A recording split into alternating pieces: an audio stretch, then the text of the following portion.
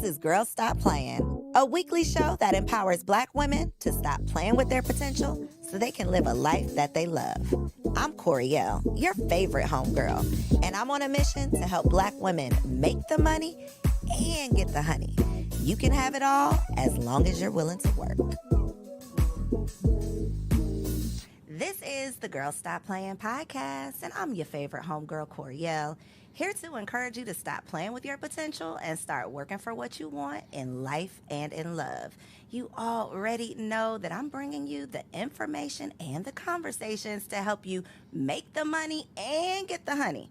You can have it all as long as you are willing to work. And baby, we got a working woman in the building today that is making the money, got the honey, and is helping you get your honey too. We got Crystal Jordan in the building. Your last name is not Jordan though anymore, is It's it? Jennings. Okay, let's put some respect on that. We got Crystal Jennings in the building. Hey, Hello. Crystal. Hey. I'm happy you're here. I'm so excited. It's like a long time coming. I was going to say, it's been a long time coming. So we're going to get into Dear Alpha Female, right? We're going to get into that. But Okay. who is Crystal outside of what you do professionally? You know what? That's a great question because I had to learn that myself. For a lot of years, I did not know. I didn't know who Crystal was outside of being a mom and a entertainment publicist. And so Crystal is a woman that loves, I love my friends to be happy. I love putting everything I have into friends and family. I'm also a bit of an empath. So I learned that I have to take breaks from certain things because I can get very, very emotionally involved and invested, right? But I think that's also what makes me who I am, just the fact that I really feel deeply for people. It also makes me great at writing, right? But I love my family. I love friends. I want everyone to be in their best, their best self. I want my friends to all find love and have love around them. And not just a relationship love, but just I want them to be in a good space, period. I'm always the one trying to check on, making sure that they're okay, making sure that they are in a good space. I love horses. I love riding horses. That's something a passion I was able to rediscover, later in life when I realized, wait a minute, what do I enjoy doing outside of work? And I would say riding horses and being on the beach are my absolute two favorite things. Riding a horse on the beach. And Hands I did down, that. That's you. I did it. Cabo? Turks and Caicos. Okay. Horse in the ocean. I did one at Cabo on the beach. I was like, oh my God, I've maximized my pleasure. Listen, I didn't realize that Mexican horses speak Spanish, baby. That horse was not listening to. They do. That was so scary. That was a scary experience. If you don't ride, see, I have a secret. All horses speak Spanish. Really? It's weird. I just feel like So an American horse is not going to be any safer for me? no. Okay. They do, and it's funny because I had a horse that would not listen to me, and a trainer and a good friend of mine was Hispanic. And I was like, oh my God, because he said something to her and she just started listening. And I was like, but I think that they have just a way with horses that, horses respond to energy, which is a good lesson. I think I learned so much about myself through my horse. So one of the things, I think the very first thing that came out of your mouth was I had to learn who Crystal is. And having lived several lives, because I feel like we go through these seasons where in this season, 10 years ago, I was a totally different person than who I am now. What made you feel like you no longer knew who Crystal was? Well, I think myself, like a lot of women, we tend to get engrossed in caring and nurturing for others, right? So I got married at 20, I had a baby. So I was in college, I was married, and I had this beautiful little baby girl, and I became mom and wife, right? Crystal at 20, who didn't even know who she was, became mom and wife and a student. And then she went, and I had another baby a few years later. So I was a proud wife. And, as a mom, you put everything into those babies. And as a wife, you put everything into that man. And so, and then eventually I started my career. Well, at 31, my marriage ended, right? So I had been married for 11 years. Actually, we were together for 13, married for 11. So all I really defined myself as was wife, mom, and career, right? And so when I lost a big part of my identity when I was no longer a wife. And I remember thinking like, wow, I can't believe that one day this person woke up and basically took away who I am, because that was how I defined myself. So I took that wife, Crystal, and I put that into work, Crystal. And so Crystal became married to her work. And I took so much pride. I took the same intensity, right? So at some point I started to burn out, and I started to have migraines. I was having migraines every day. Coincidentally, my business was doing the best it ever had. I was in a great place. I was earning more money than I actually thought that I would earn on my own with my own business. I mean, that was something that just happened accidentally. And I was like, wow, this is amazing. But I was so unfulfilled internally. And so when things looked the best on the outside, they were the worst inside because I really had no explanation of who Crystal was. Crystal got up to serve others, be it her job or her children. And she was at no point serving herself. And so that's why I said it. I think it was, like you said, 10 years after. So around 41, I had to totally figure out, like, what do I even like? What do I like to do? Who am I outside of Enchanted PR? Who you are for Or everybody my mom. else. Yeah, or being mom to Chanel and Stone. Oh, come on, Stone. I love that name. I feel like that is such a common Yeah. scenario that so many women find ourselves in, and for different reasons. I mean, I didn't have my first baby until 35, Right. and I still feel like I didn't know anything, and I was not ready. So to have to make that transition at 20 before you have even had time Womanhood. to define who you are or mature or Yeah. grow into the woman who you could become, I can't imagine that. And so even if it's not becoming a mother at a young age or having a baby at a young age, it could be when you are doing so well. To your point, I'm doing so well in my career, but something just don't feel good. Like something doesn't feel right. And a lot of times it's those crossroads where we wake up or we look in the mirror and we're like, okay, wait a minute, what am I doing all this for? Right. Who am I really? What is the purpose?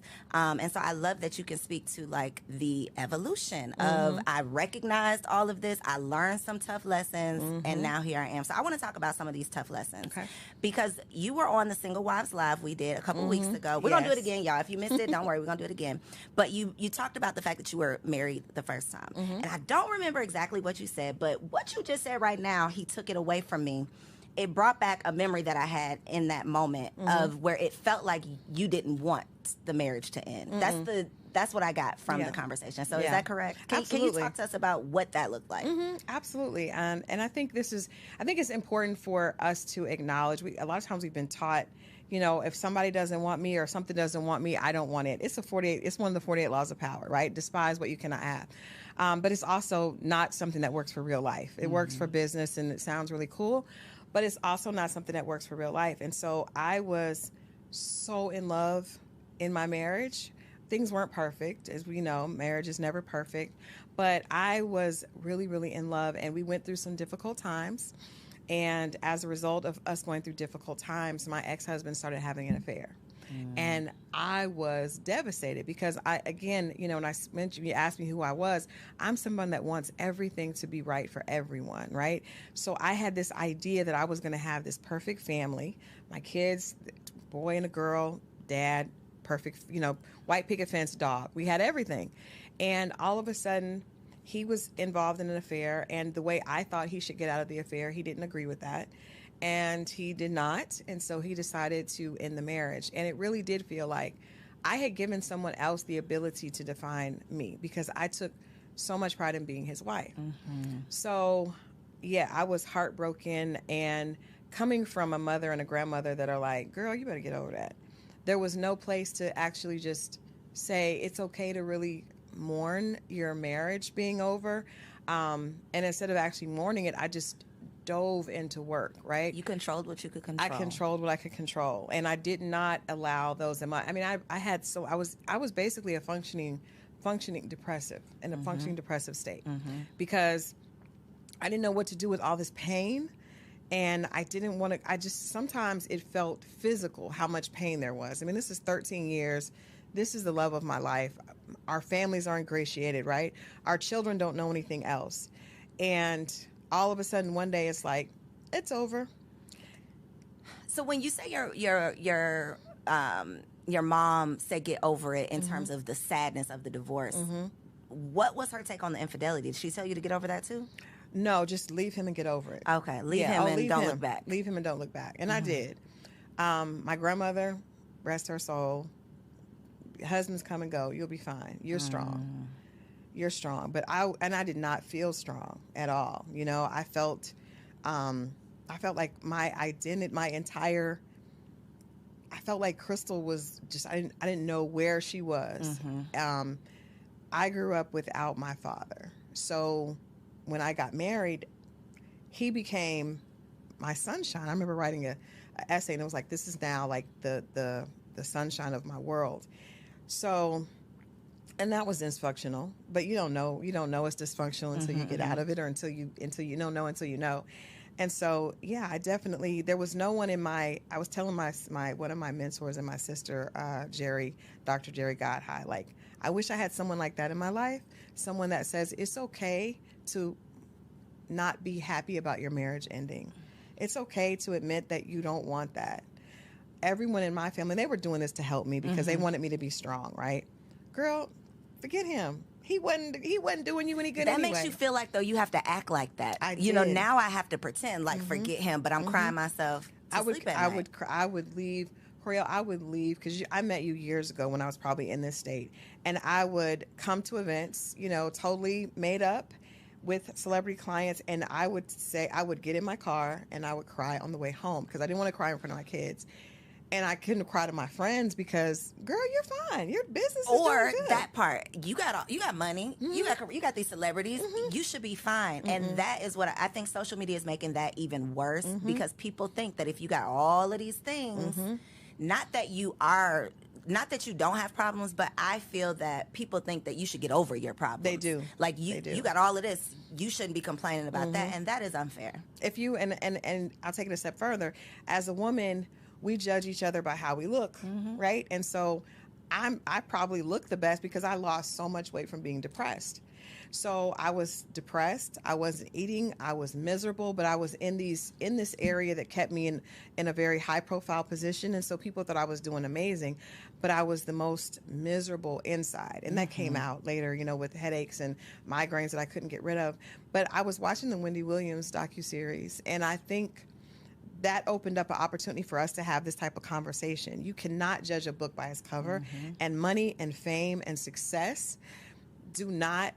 Basically, they are great to hide the pain, but they don't take away pain. And they're great to afford ways to alleviate not feel dealing with it. Right, that part. So it's not a good mix. Having Absolutely. a whole lot of money and poor mental health, not a good mix. When you talk about, though, the level of pain that you were going through, that pain, it's all emotion, right? Whether whether the pain is sadness or anger, usually it's still coming from that same emotion. Place, right. So when we say, oh, the bitter black woman, or you just, the type of woman that people are talking about on these podcasts, that woman, I don't think that we as a society, we don't give her grace to say and to recognize that she's hurt and she's not just angry. And if she is angry, she probably has a reason to be. It's a hurt little girl that can't be hurt, because weak is worse than being.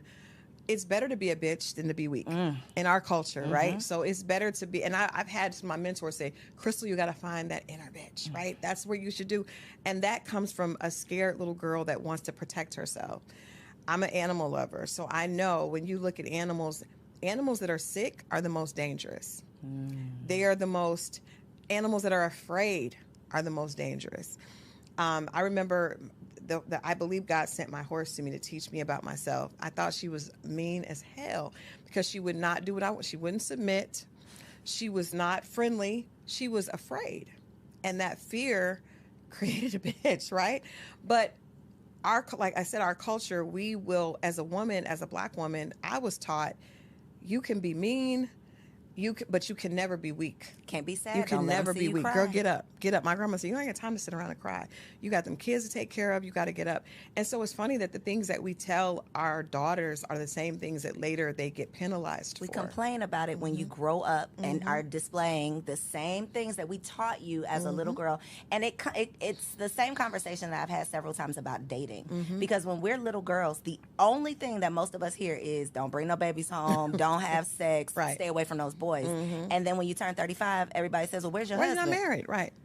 I mean, it makes no sense. So that is the whole point of having these conversations is so that we can teach our daughters or our sons a better way of doing things based on the lessons that we've learned, because we love talking about these statistics. But we don't look at why. I was talking to one of my girlfriends today, and I've had this conversation with my guy friends. Even when you talk about men, right? Black men in our community, most of them are teaching their daughters to be independent. And I said, you are teaching your daughter to be a woman that you would not want to date.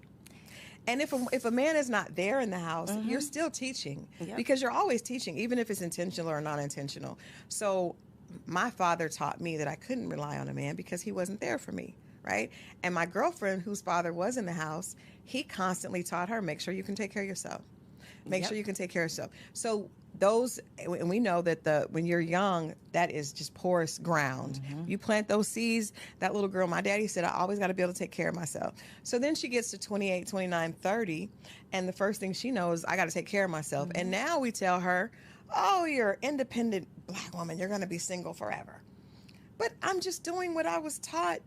I'm just following the directions my daddy gave me or didn't give me. Exactly. It's literally, it's literal insanity. The same thing we do to little girls, mothers do to their sons. They raise their sons to be the men that they hate. Absolutely. All of the things that y'all are complaining about, you are grooming your child to do the exact same thing. And men are training their boys to be a man that would not deserve their mother. Because when you encourage him to be promiscuous and you use it as a badge of honor, they use it as a tool of success. Don't worry about girls now. Get all the money that you want and then you can have all the girls. But he had a mom. So, and we know little boys' first love is their mom. And so that's a dysfunctional relationship that they're taught from the beginning. This is not what I should look for. What I should look for is to have the upper hand so I can have all the girls. And then the moms come along and say, oh, he's got money. My son is cute. He's going to be a heartbreaker. Ma'am. It's literally speaking. This is what we're speaking over our children. So I would love to know what were the lessons that you wanted your children to learn on the other side of your divorce? It's like we look at it like post-divorce and pre-divorce, almost like, post-Christ coming in after, because it was such a big impact on my kids. My son was 9 and my daughter was 12.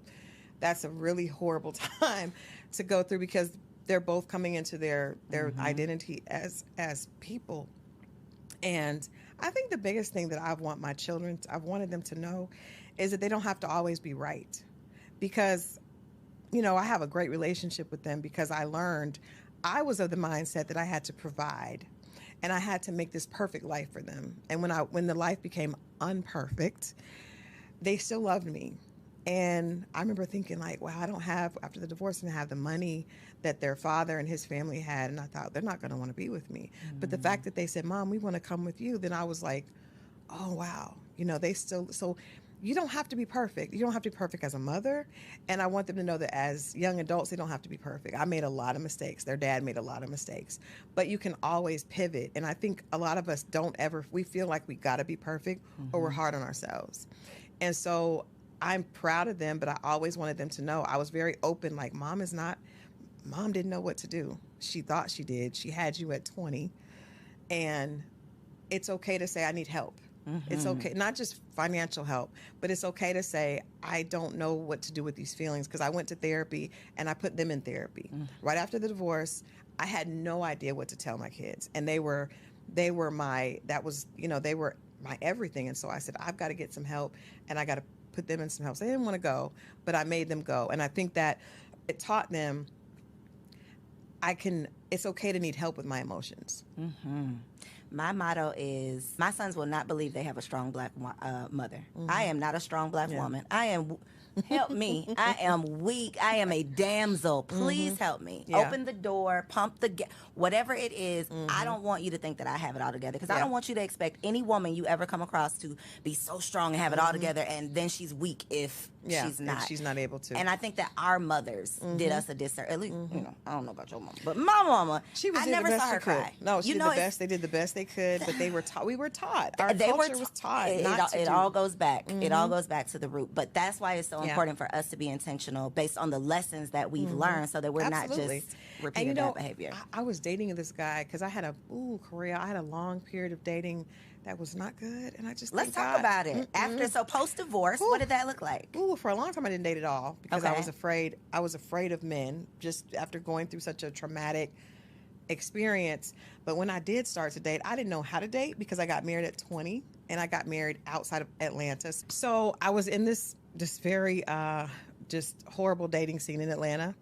And I remember going out, and what years was this? This was a mentor told me not to waste my 30s, but I did. I wasted most of my 30s. So I didn't really start dating until I was almost 40. Okay. So I got divorced at 31, 32, and all those good 30 years I wasted being sad and depressed and just hiding. Look at this camera right here and tell the ladies in their 30s this ain't the time to play around. Ladies, let me tell you something. Marie told me, girl, don't waste your 30s. And I am telling you all, do not waste your 30s. Figure out how to get healthy and figure out how to love yourself and enjoy you in your 30s. That's the biggest thing I would want to tell women. Like, don't waste that time. I look back and I'm like, girl, you was fine. You had all those good years. Yes. But, you know, God works it out. He's a good God. But I didn't start dating until I was like 37, 38, really. So look at all the good time. However, but it wasn't too late, baby. It wasn't too late. So the husband came later, but first some very horrible experiences and then some good experiences. Okay. So, but I remember in particular going out with this guy, and I was working to the point where, because I work, you know, that's just what I define myself as. And I would work, and then I had the kids, and then he expected me to like do all the house stuff as well. And I was like, we're not even married yet. Like, you know, I don't live with you. And he said, well, my mom did it. And I was like, wow, that's the first time I realized that we are teaching our sons incorrectly, right? Mm-hmm. Because my son, now that's one of the reasons I tell my son, mommy didn't have it all together. Because I don't ever want him to expect a woman to be his workhorse. Can I say that again? Like, I don't ever want my son to expect his woman to be the workhorse, because I wasn't that way by choice. It happened. My mother wasn't that way by choice. My grandmother wasn't that way by choice. But this man said to me, well, you can do it all because my mom did it. Now, what does that look like when y'all aren't living together? That looked like we needed to be apart. But did he think you was going to come clean his house? Or like, what did he thought, because that's what he thought. He thought a woman's purpose was to make sure that's that every level right there. Oh, It was. I had never had someone articulate that to me, but I appreciate him for sharing that with me, because I understand that it was because he saw his mother. Mm-hmm. That's all he knew. In dysfunction, right? And as a little boy, that was his idea of what perfection was. Most men either idolize their mothers, or, you know, or it's the opposite. But I think I think I called my son, because my son was in college, and I was like, listen to me. Like, I did all that because and he's like, Mom, I know. But I think that women need to understand you're teaching when you're not talking. Kids pick up more on what we say, what we do, than what we say. So he had been taught that a woman does not need a break. She is able to work, you know, until she's bone tired, and then come home and clean, and then come home and then do some other porn. And then throw it back in the middle of the night.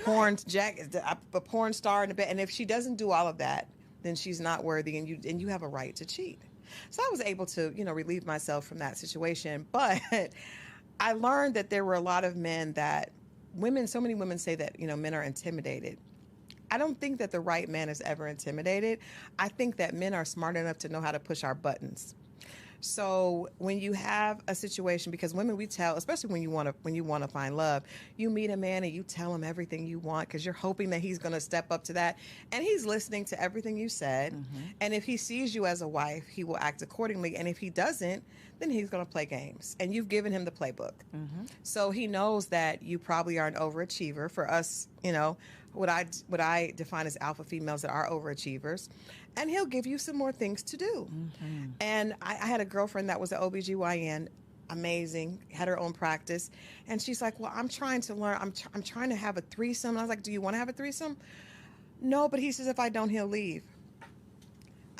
He tapped into the fact that you are a perfectionist and you want to show up and do well in everything that you do. This beautiful sister was trying to go to the sex club. She was doing all this stuff. And I was like, girl, you are a whole OBGYN. You are She's like, but he wants a woman that's doing this. She was leaving the practice to go and make sure she cooked. Girl, what happened with these people? Are they still together? No. Did she have a threesome? No, she didn't have a threesome. No, but what I'm telling you is, it sounds crazy, but in the minute, because you got to realize, especially right now, the season is ripe for everyone is dumping on career women, right? It's fun. Mm-hmm. Oh, well, you think you're all that because you have that degree, but what do you do in the kitchen? What do you do in the bedroom? And so those of us that are overachiever, well, I can do it all. Girl, No, sit down. please. He's not the one for you. He's not the one Wow. for you, because the one that sees you as his queen and as his wife, he will not be looking to play with you and make you do more for him. He will be looking at how he can make life easier on you. That part. And that's when we talk about, how God is good and he comes around. If you just wait and then you do what you're supposed to, you do That your part, work. that part. You must wait wait. and do the work. You Because must I've wait. talked to therapists and relationship coaches who talk about the fact that they get clients who haven't dated. They've been single for a decade. But you Oh, have done zero you've work. done no work. You've done no work. So a decade later, you're going to be still in the making the same- same bad decisions. That part. Thank you for saying that. Because I told my goddaughter this weekend, I said, one of the things I would do differently, because I didn't date for probably about 6 years. But when I started, I was emotionally very immature, because I was still, actually, not only was I 6 years behind, but I hadn't been in a relationship that was outside of my marriage. I didn't date since 20. You were a teen, So I went basically. back, and I was an idiot out here because I didn't know. I didn't know. And so it's important that you do the work, and it's important that you don't avoid dating because of fear. Because if you do, then when you start, that same fear is going to be there, and you're going to run from it, or you're going to make decisions out of desperation Yep. or out of fear, and those are always the wrong decision. But it's interesting that when you find the man that sees you have to find the man that sees you as his wife, not the man that you Think is had gonna be wanted your to husband. see as your husband, because that we have some of those. But it's really important that he sees you that way, and then you will be able to tell the way he treats you, the way because There's it's no totally question. different. There is literally no question. And it sounds, until you have experienced it, it sounds like, oh, they just saying, it's like that when you know, it sounds like, okay, that sounds real good. But the way that you are treated, like being loved properly, Right. it is like a totally different experience. And it will make you say, what the hell was that? What was I doing? What was I doing and why? Like, what was wrong with me? But a lot of it is how you treat yourself. And so for me, when I was dating before, I wasn't treating myself well. They saw that I was chasing these clients and trying to be perfect for them, trying to make sure they had everything, doing all this stuff for my kids. So they were like, oh, let me jump in this. Let her do some stuff for me. Let her do it for me. So I want to get to this husband. Yay. Because, before you got to the husband, you talked about the fact that one of your challenges, which I want to bring this up because I feel like it's a common challenge, is couldn't nobody tell you nothing. Yeah. You were never wrong. And I think that for successful women, women who have been successful in any area of their lives for a long enough period of time, we start to feel like, because I've done this, I can do I'm right about everything. Yeah. Nobody can tell me anything. Absolutely. So talk about your experience with that, and then how other women who may be exhibiting those same behaviors can stop. Well, it's two things. For me, it was twofold. So not only was I doing really well in my career, right? And I'm a hard worker. So I knew there's a formula, right? That I know if I put a lot of hard work in, there's going to be a return on my investment.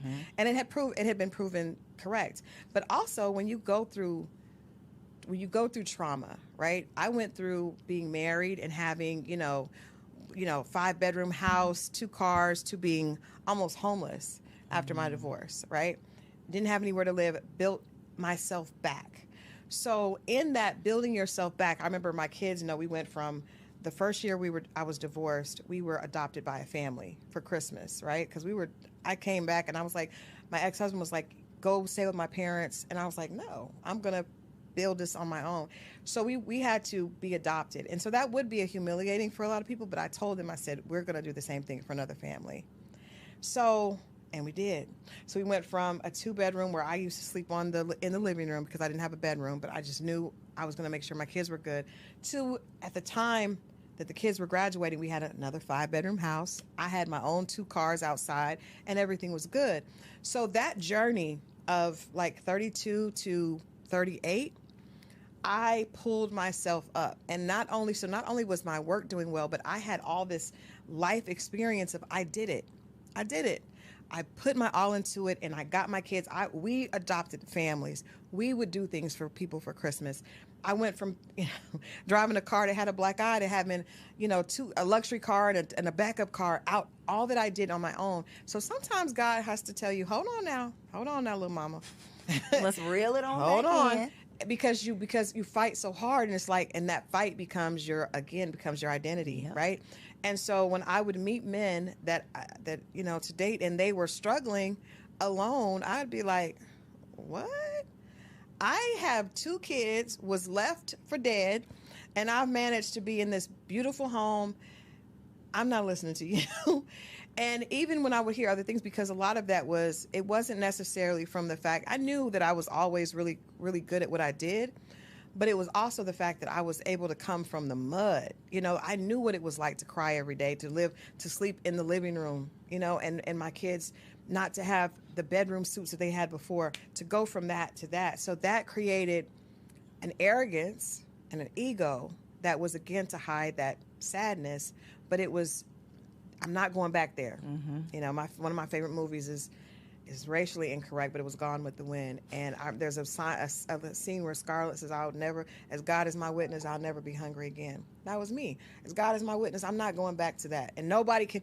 Before, I was married, and that's how I ended up in that situation. Now I'm in control. Crystal's in control. So when Crystal's in control, you can't tell me what to do, because look what I've done. So that created. You can't tell me what to do. Ooh, That is the attitude. And how can you tell me when you haven't done it? So, and I also have around me a very amazing, brilliant group of female friends, right? And a lot of us have the same energy, because they're really hard workers, right? And so you have people that have beat statistics and have been able to say, oh, I was told, I remember when I got pregnant in college, my guidance counselor said, drop out. Drop out? No, I'm going to graduate. I'm going to graduate on time. I'm going to do this, this, and this. When I got divorced, go home. Go stay with my parent. No. So that creates a belief in yourself, which is good, right? But it also has the other side of that, is it was very hard for anyone to tell me anything. And the people that are around me that I probably did respect weren't going to tell me, because they were of the same ilk, right? So they felt like, girl, he's, But I would always look at men that didn't have, and I would feel like, well, why would I ever listen to you? Because you haven't been able to do what I have, and you have far less obstacles to get over. And that was the wrong attitude to an extent. But me going on, Iyanla Fix My Life, and I really did not expect her to, I'm a publicist, so I'm like, I'm not going to do anything that puts me in a bad light. That was not my intent. Did you have a choice? I did. I said no at first, but then a good friend of mine was like, I think we need help. But we thought that it was help in the fact of understanding why these men weren't. Right. You didn't think it was. No. She was going to get on you. At no point did I think that. No. Until I got in the middle of it, and it was too late. You here now. What was your big lesson that you took away? Ooh. First of all, I think that I'm smart enough to listen to someone that makes sense, right? So the things that Miss Iyanla Vanzant were saying, they were very, very raw, but it was also a woman that I respected, and that I knew she wasn't lying, because it was true. What she was pointing out to me was true. So I learned that the very characteristics that it took for me to create this impenetrable woman were also the things that were holding me back from finding love. And that was my big lesson. Like, okay, you did this, and this got you where you needed to be, but this also created some very negative, behavior that you have to fix. You cannot just get here and be like, ta-da, I'm done. Well, he gonna have to come to where I'm at. Well, no, ma'am, that's not how that works.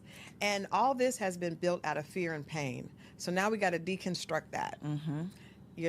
Crystal's still going to be hardworking, right? Crystal's still going to be smart, but Crystal doesn't have to be afraid of being hurt. Crystal doesn't have to live in desperation and basically being afraid that she can be reduced to that broken woman that she was before. That is a very tough thing to get over, because we build up the walls, and then those walls keep out the very thing that we desire. And then you meet someone who has the potential to love you properly, and then you still can't accept it. You still can't accept them. So what did it look like when you actually met your husband? Well, I would say to that, this is very sad, because I would say, like, it's unfair that you would get shot and be laying on the floor bleeding, and would be responsible for getting up and cleaning up your own blood and putting yourself through rehab. But life is not fair, and that is unfortunately how it goes. So whatever you're in pain and you're hurting over, it's your job to fix yourself. Physician, heal thyself, right? Um, and so it it looked like, thank God he sent me a man that had a lot of patience and that was able to see through that, right? Um, but I had done a lot of work on trying to realize that the things that I was holding dear were things that I was afraid of. So I had built all these things that I wanted in a partner that really had nothing to do with being loved correctly. Like I had a very long list. And on that list were some things that made sense. And then on that list were some other things that did not make sense. And so I had to, when I met my husband now, he didn't meet some of the things that were on my list, but I was thankfully bright enough to pay attention to his actions. And his actions were, I literally did not think a man like this existed. I really didn't.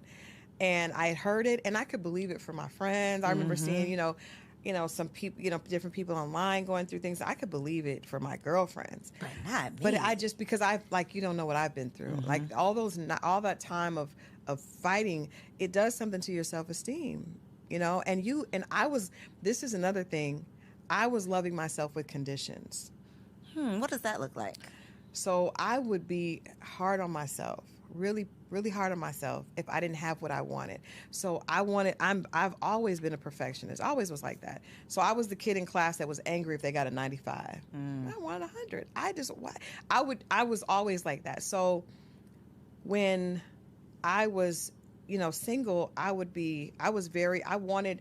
wanted to make sure that I had this for my kids. So I would work extra amount. I would put myself through things, and I would never tell myself, Crystal, you are good as you are. It was like, no, girl, you need to do this. You need to get on it. You need to look, you 20 pounds overweight. That's not acceptable. And I was hard on myself. I was mean to myself.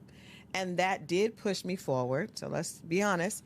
Sometimes when you're hard on yourself, The gift and the curse. it is the gift and the curse, but it's not good when it comes to relationships, because if you don't know how to love yourself unconditionally with your extra pounds. I was talking to a girlfriend on the way here, and she was like, "Oh, I'm getting liposuction." I was like, "Okay, cool, but we need to know that you're beautiful as you are." When we don't know that, and then we meet a man and we expect him to know that, the right man is not going to want to be with you, because he's going to realize that's going to be unattractive to him. It's very unattractive.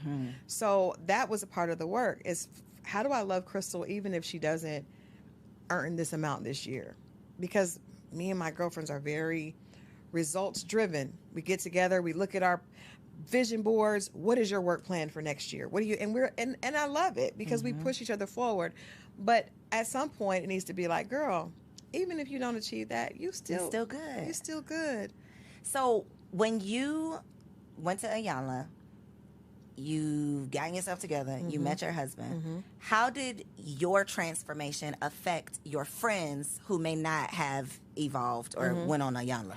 Well, I think the beautiful part is my friends, because I'm a writer and because I talk, I have conversations on relationships. I was a relationships editor before I was in a relationship. And I remember thinking, that's weird. And I don't want to be that person that's talking about relationships that's not in one. So what I did is I just talked about everything. I would write about things from a positive perspective. And one of my girlfriends challenged me to do that. She was like, Crystal, it's enough negativity about Black love. At least when you write from this perspective. And I didn't know it to be true. I was writing what I thought were lies. But so I had an audience. So I think my audience extended outside of my immediate friend group. So when I got married, at my wedding, so many of my friends got up and told my husband, I'm not going to get emotional, because that's what this moment was just so emotional, because so many of them told him, she deserves this so much. And I did not know that they saw me that way, right? So, guy friends and female friends were like, oh my God, we're so happy that you came. She's so happy. We've never seen her like this. And they've seen me successful. They've seen me enjoying things, but they've never seen me in the essence of Crystal, because there's something about you when you're being loved. And I have love for my children and love for my friends, and there's nothing that I want to take away from that, because I have an amazing group of friends. I love my babies to death. And I have a great group of just my outer circle is amazing. But there's something about when a man is loving you the right way, that makes you feel like a woman in a totally different way that you feel You're when you're lighter. not. You're lighter. And they responded to that. I almost felt bad. I was like, he probably is like, what was she doing for? Well, damn, what? Because everybody was like, oh my God, we're so glad you're here. But I think, and I've had so many people, my immediate friends, and even people I talk to online, say, I believe it. I love seeing what you, because they saw me. They saw it. Unfortunately, the world saw it on the young. But look at the other But side. look at the Because other if they side. see that episode and then they come Yeah. Googling you, it's like, oh, she Yeah. got her shit together. And look at her now. She did. I'm going to say this. Let's don't say she has her shit together. Let's say she's Working on her it. She's working on her shit, because my husband still tells me, that's one of the things we still go back and forth about. And you have to learn. If I could tell women anything being single, I understand work is important, because we have got to get, social media has convinced us that the most important thing in life is getting the bag and being snatched. So it's contour and couture, right? But if you don't work on loving yourself and finding out who you are outside of that, it's going to be very difficult, even when God does send an amazing man, because you're not going to know how to receive it and just to be loved. It sounds cliche, but you know what I mean. It's not easy. It is not It's not easy. I talked to Coach LaTanya. I talked to another one of my mentors, Miss D, Dr. Jerry. God, I talked to all these women that are married and understand, and they're telling me, Crystal, there's still so much work to do. But the beautiful thing is, I recognize this man because of the work I had done. I recognize, wait a minute, this may not fit the exact profile, but I've never been treated like this. And then understand that you deserve it, right? And Not then running away from not running it. away from it, even when it's easier to run, and having to adjust. So many women are like, well, he has to do. No. The very idea of being a wife means that your job is to make that man better and serve him. His job is to make you better and to protect and serve you. But so many of my friends and so many women I see online are looking for a man that can do for them. And I know, like, well, you're not ready. Because if you're ready, then you know that marriage is about sacrifice. And so what are you willing to do for the right man? How will you serve How will in you your serve? marriage? That is not the conversation that we see on social media. At all. How can he bring the money to me? That's That is because those are all ridiculous. single people having those conversations. They That's why. are. Because They the married stay people, single. and they're going to stay single. gonna stay Married people single. know the sacrifice that marriage takes, and that even if you have the partner for you, Right. it is still work. Oh, it's still work. It is still work. It is always going to be work, but it is work that is well worth it. And I think if you find a man, and I think, our gut as women, we were given a gut instinct. I feel like it's God's way of whispering to us. We ignore it. Yep. But so when that fool was telling me that I needed to be the workhorse like his mom, I remember the older I got, I was like, I recognize things. Even I dated some great guys. They just weren't the guys for me. And because I started to be able to be in tune with that, with Crystal, once I started to love Crystal, she started to speak to me in a different way, because before she was just chasing.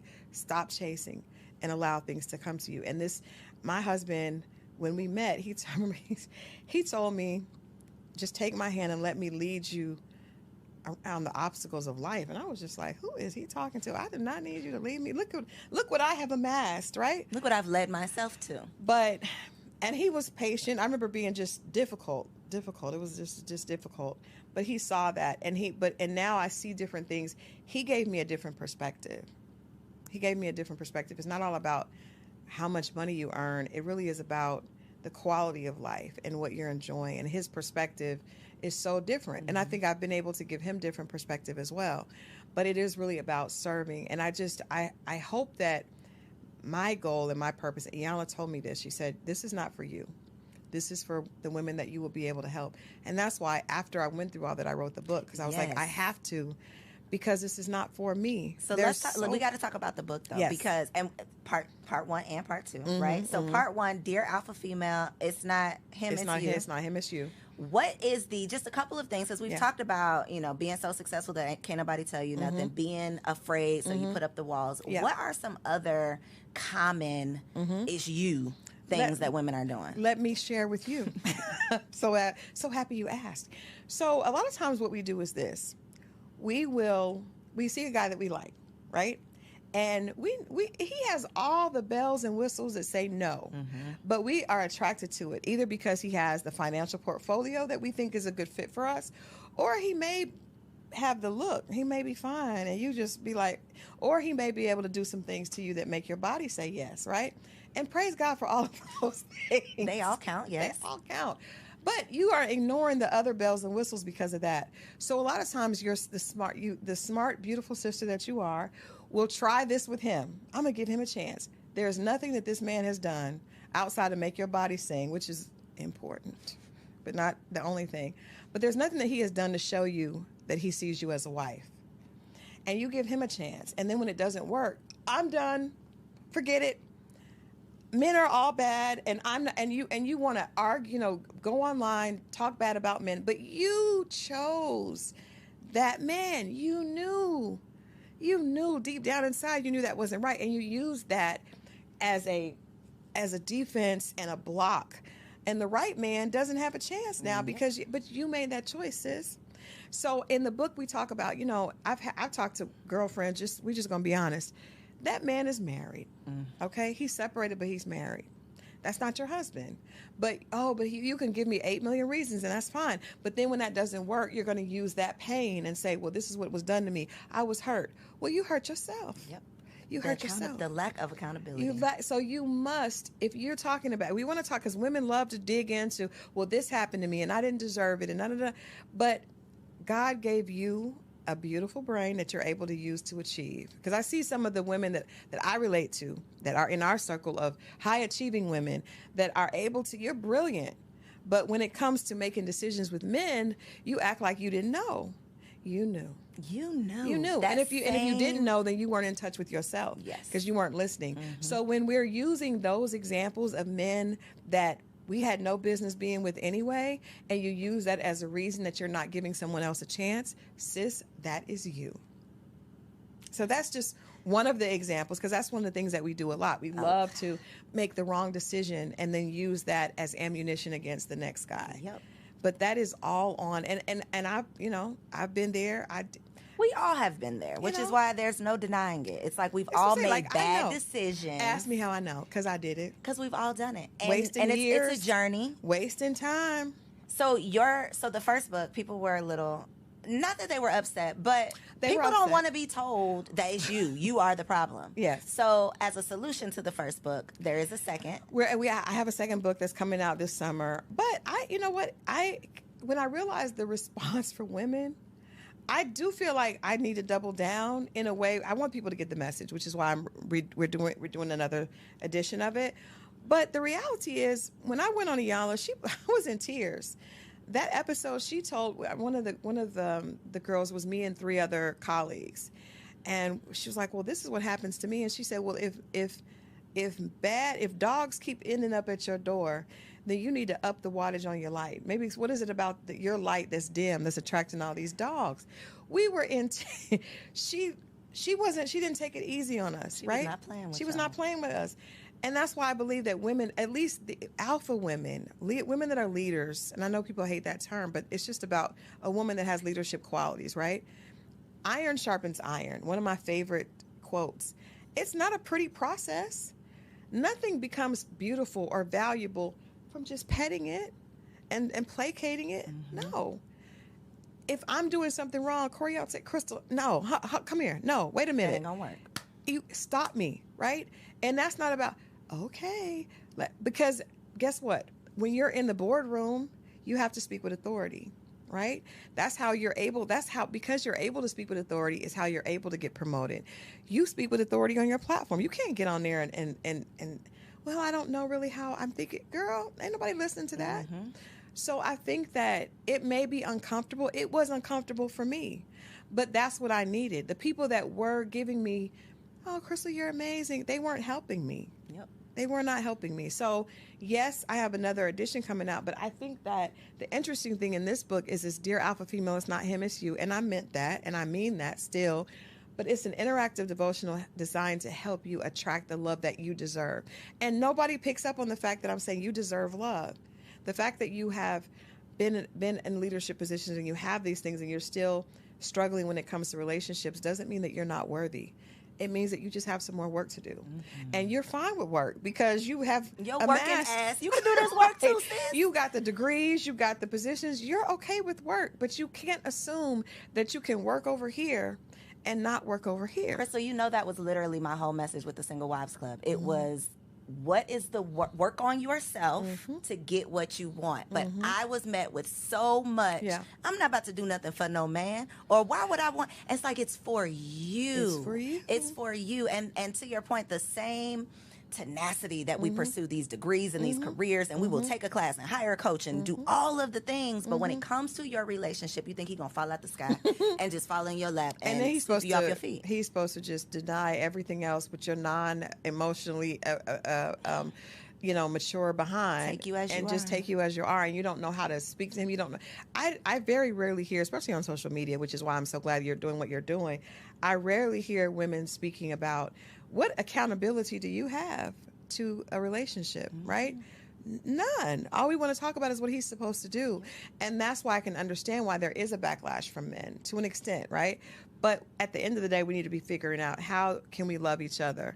How can we love ourselves first? Because you can't be empty and be a good partner.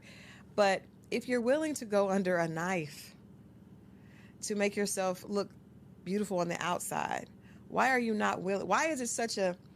Why they beating down your door why because are you just want them to read a book? I just want you to do some internal work, but it's easy to put on the makeup and to go get all these things, because it doesn't take you acknowledging that there may be something going on with you. And I think a lot of us feel like we feel undeserving inside, and we don't want to look at that, right? Because you grew up thinking that maybe you didn't. And so you learn to get all these things to prove people wrong, but you haven't proven yourself wrong yet. And that's the problem. So you've got to go back and do that work. And it's self-work. That's the other thing too, because people have a problem with therapy. People are above people telling them, you can't tell me nothing. Tell yourself. Sis, buy the book and do your own work. It could be between you and the Lord. Right. But do the work. It's worth it. And you know what? The funny thing is, most of your girlfriends, I know, I remember I had 4 girlfriends. We would go to dinner, and I invited one of my guy friends to dinner with us, and he was like, you all are exhausting. And we know that, because we're like, where are we going to go for dinner? Well, I don't want to go here. Because we're all women that are in leadership. And your girlfriends know you're annoying. They don't want to marry you. You don't want to marry them. And it's because all of y'all need to do some work. It was and I love the fact that we work well together. But at some point, so I just tried to say, you know what, with my girlfriends, I just want to, y'all already got the work down. You got that part. Let me just ask you how you are. Let me just talk about something else. Let's just focus on, so when you come to Crystal, it will be more about, what are you doing for you? Because you got all the girlfriends that are going to be like, let's talk about the work plan. I was one of those girls. But it's like, I knew if somebody were to ask me, some of my guy friends say, is this girlfriend still single? Yep. You know that, though. We know that about our friends, but we don't tell them. I tell them. Well, but now I do, because I didn't know before. But I tell them, and they know. How do they receive it? They honestly, because, I mean, these are my close friends. They know, and they know that I'm telling. They know that I'm living. And you're telling them in love. And they know that I'm still struggling. I did not learn to not have I still sometimes have the laptop in the bed. But my husband was like, this isn't going to work. You need to cut this. Where are the boundaries for work? And every girlfriend I have doesn't have boundaries for work. I literally told my husband 3 days ago that I've been treating my marriage like a side chick. And I've decided that my marriage is going to be my business. That's what y'all need. That's it right there. Yeah, that is it. That's because it. Even if you meet the man, it's not going to just magically, you're going to just throw your laptop and close down your business. You're not going to do that. I'm so struggling. It's still, listen, it's a constant struggle. And I think that hit me kind of hard, Coriel, because I probably... If my husband sees this, he's going to be all in my face. I don't want him in my face. Leave us alone. But I'm trying. I'm working on it. He knows I'm working on it. But that's true. And I think if you have to get in that mindset, it's like when you go to college, right? And you go back to work on your advanced degrees. You get in the mindset of, no, I'm getting ready to start this master's program. So I got to, I know I'm going to have to be on it. If you really want a relationship, and I hate that we have to talk about it like this, but this is what we understand. Is what we get, yeah. I understand. I was like, well, I want a return on my investment. Well, you can't get a return on your investment if you're not willing to sacrifice. every return on investment comes with sacrifice. Got to give up something. You got to give up something. And so if you really want a loving relationship, you have to be willing to sacrifice. And you have to be willing to consider that what has worked for you has to change. I had a guy friend tell me, when you get married, that means that you are willing to change and a lot of women just want to add the man on the side. And you just come along and get with my program. Yeah, I'm already doing this. And I want him to look a certain way and earn a certain thing, and I just add him to the mix. Mm-hmm. Well, nobody wants to be treated like that or looked at like that. So he's going to go find somebody that's going to make him the priority. Needed and feel like he has a place to fit in. I think that's some great advice for single women, too, is creating space. Yep. And it could be physical space, clearing out a drawer for this man that you're manifesting, or actually carving out time where you say, these are my boundaries. Practice closing your laptop now. So that when you meet the man, you're not like us and he having ain't a in hard your face. time. Please. I'm still having a hard time. It's a struggle. It is. Getting off not taking work calls after a certain time. But see, those are boundaries that Crystal didn't set for Crystal. And I'm telling you what, with every guy I dated in the past, it was unattractive. I just didn't know it. I thought they were intimidated by my success. No. They didn't care about it. They just wanted to talk to me. And because I wasn't available, they found someone that was. I remember I told a guy, he asked me to take me out, and I looked at my calendar and I was like, I don't have any opening for 2 weeks. And my single guy friend was like, Crystal. But I didn't. I was like, I'm traveling. And they were like, that ain't how this works. Date you? Yeah. It's not intimidation. I think so many women are going to hear what you're saying right now and be like, oh. So listen, send this to a friend. You know which friend. You know which friend to send this to. Just send it to a girl. I saw this episode. Don't tell her why. Just tell her to tap in. This woman on there, she had this great story. Send it. Wink, wink. Please look in this camera right here, though, and tell them where can they order their friend a copy of this book. Yes, get one for you and your friend, because if that's your friend, usually birds of a feather flock together. So I know for me it did. And actually, one of my best friends wrote the foreword, Chili from TLC, and she wrote the foreword. She and I both are in beautiful relationships after both being single for a very long time. But you can go to Amazon.com. You can go to Barnes & Noble. You can go to Walmart. Any place. You can go to my website. You can go to dearalphafemale.com. You can go to The Real Crystal Jordan. But, get the book, and I promise you, there's information here that you'll be able to relate to. We talk about how the alpha personality, for most of us that are overachievers, it was created when we were little, right? I was a straight A student that always had to be on the honor roll, always had to do this, always breaking statistics. It's a beautiful thing. It's like black girl magic, but what's on the other side of that magic, right? On the other side of that magic. And so please get this book. It really is, it's time for us to allow the overachieving little girls inside of us to relax. We owe her thanks for carrying us thus far, but it's time for her to exhale. It's time for her to let go of her fear. It's time for her to be loved unconditionally, and it's time for her to grow. This is my love letter to all my alpha sisters. So if you want marriage on the other side of that black girl magic, log on dearalphafemale.com. Check out my girl Crystal, and I will catch y'all on the next episode. So if you made it this far, I just know you loved that episode. Well, what you did not know is that we recorded it right here in ATL at Elevate Studios. Yes, your girl has her own studio, y'all, and it's not just for me.